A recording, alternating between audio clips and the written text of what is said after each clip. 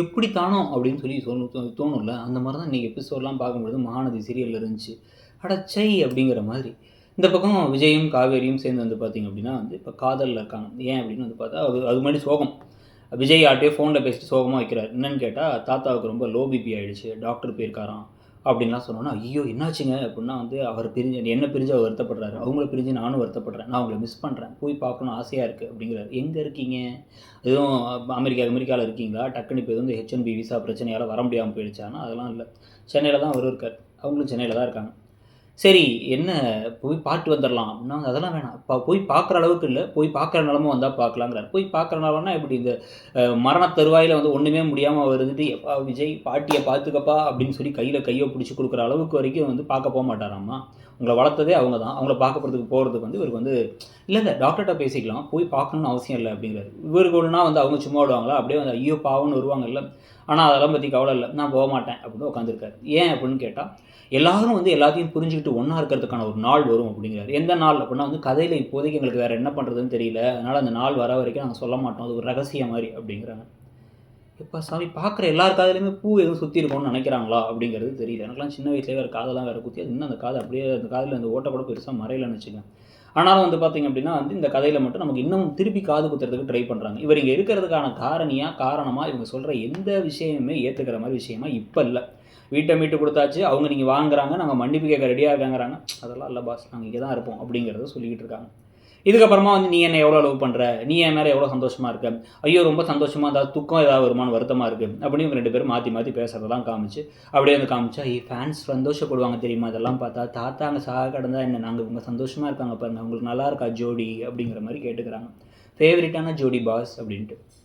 So இது நடந்து முடிஞ்சதுக்கப்புறம் தான் வந்து பார்த்திங்கன்னா இப்போ 5வது மாதம் இப்போ ஸ்கேனுக்கு போகணும், வாங்க போகலாம் அப்படின்னு வந்து பிளான்லாம் வந்து பேசிக்கிட்டு இருந்தால் கங்கா நான் வரமாட்டேங்கிறாங்க. சேர்ந்து போகலாங்கான்னு திருப்பி சொன்ன அப்புறம் சரி அப்படின்னு அவங்க சொல்கிறாங்க. இப்போ இதில் வேறு வந்து பார்த்திங்கன்னா விஜய் தன்னுடைய மாமியாருக்கு ஃப்யூச்சரில் கால் வலிலாம் வரக்கூடாது, ஃப்யூச்சரில் அவங்க ஹெல்த் போயிடக்கூடாது, அதனால் வந்து அவங்களுக்கு இப்போயே வந்து கேன்வாஸ் ஷூஸ்லாம் வாங்கி கொடுத்து ஷூஸோடு வந்து நம்ம நடக்கணும், வாக்கிங் ஷூஸ் போட்டு நடந்தால் தான் நல்லாயிருக்கும் அப்படின்னு அவங்களுக்கு ஷூஸ் வாங்கி கொடுத்து அதை போட வச்சு கூப்பிட்டு வராரு வீட்டுக்கு. அங்கே தாத்தா அங்கே கிடக்கிறாருல, அங்கே படுக்கையாக கிடக்கிறாரு, அவருக்கு வந்து ஒன்றும் பெருசாக இல்லை, லோ பிபி தான், ஒன்றும் இல்லை, அவருக்கு போய் பார்க்கணுங்கிற நிலமை வந்தால் போய் பார்த்துக்கலாம் அப்படிங்கும்போது வந்து அதை பற்றி கவலை இல்லை. ஆனால் மாமியார் போன வாரம் நம்ம வந்து இங்கே அம்மை போட்டு படுத்து கிடந்தோம், அதெல்லாம் வந்து அவன் எதுக்காக அந்த வீட்டுக்கு வரான்னு சொல்லிட்டு அவன் ஜெயிலில் கடந்துட்டு போகுதுங்கிற மாதிரி விட்டாங்க. அந்த மாமியார் தான் எனக்கு இப்போ எல்லாமே, தாத்தா பாட்டி என்ன வளர்த்தாங்களோ வளர்த்துட்டு போகிறாங்க அப்படின்னு சொல்லிட்டு வந்து அவங்கள கண்டுக்காமல் விட்டுட்டு இங்கே வந்து மாமியாருக்கு ஷூ வாங்கி கொடுத்துக்கிட்டு இருக்காரு விஜய். இதெல்லாம் எப்படி இந்த வாரம் பல்ட்டி அடிக்கும்ல, அந்த குரங்கு மனசு அளவாஞ்சிக்கிட்டே இருக்குவாங்களா, அதை விட மோசமான ஆட்களாக இருக்கிறாங்க இந்த விஜய் காவேரி எல்லாருமே. இதில் வேறு காவேரி வேறச்சே, என் குடும்பத்தில் ஒன்று தான் நான் எப்பயுமே முக்கியமாக நடப்பேன், எங்கள் அக்கா, எங்கள் தங்கச்சி, எங்கள் அம்மா, எங்கள் வீடு, எங்கள் பாட்டி, எங்கள் வீட்டு நாய்க்குட்டி முன்னாடி வளர்த்தது, அப்புறம் ஒரு பூனைக்குட்டி, எல்லாருக்கும் அப்புறம் தான் உங்களை நான் வச்சுருப்பேன். ஆனால் நீங்கள் எப்படி இருந்தாலும் ஈகோவே இல்லாமல் எங்கள் கூடயே இருக்கீங்க, எவ்வளோ காரி துப்புனாலும் சரி பரவாயில்லன்னு உட்காந்துருக்கீங்க, அங்கே தாத்தா பாட்டிக்கு முடியாமல் கிடந்தாலும் பரவாயில்லன்னு விட்டுடுறீங்க. அந்த அன்பு, அதுக்கப்புறம் வந்து அஜய் மாதிரி ராகினி மாதிரி மோசமான ஆட்கள் அந்த வீட்டில் சுற்றி இருந்தாலும் பரவாயில்லன்னு தாத்தா பாட்டியை அம்போன்னு விட்டுட்டீங்க, எவ்வளோ நல்லவருங்க நீங்கன்னா, ரொம்ப பாராட்டாத, ஹீரோனா அப்படி தான் இருப்பேன் நான் அப்படின்னு ஒரே ஷை ஆகிட்டார் வேறு விஜய். இந்த கொடுமையெல்லாம் பார்க்கும்பொழுது உப்பா அப்படின்னு இருக்கும்போது இன்னொரு பக்கம் அம்மை போட்டிருந்த போது ஏதாவது பிரச்சனை வச்சாங்கிறது 5வது மாதம் ஸ்கேனில் தான் தெரியும்.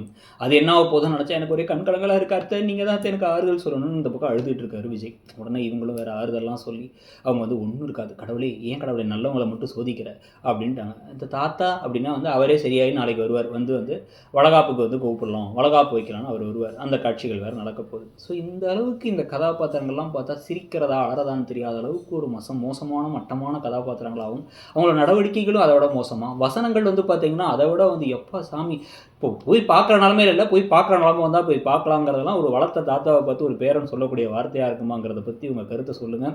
அப்படியே மறக்காம இடம்பொருள் சேனலையும் சப்ஸ்கிரைப் பண்ணி இன்னொரு சேனலான இடம்பொருள் நவ்வையும் சப்ஸ்கிரைப் பண்ணிக்கோங்க. தேங்க்யூ.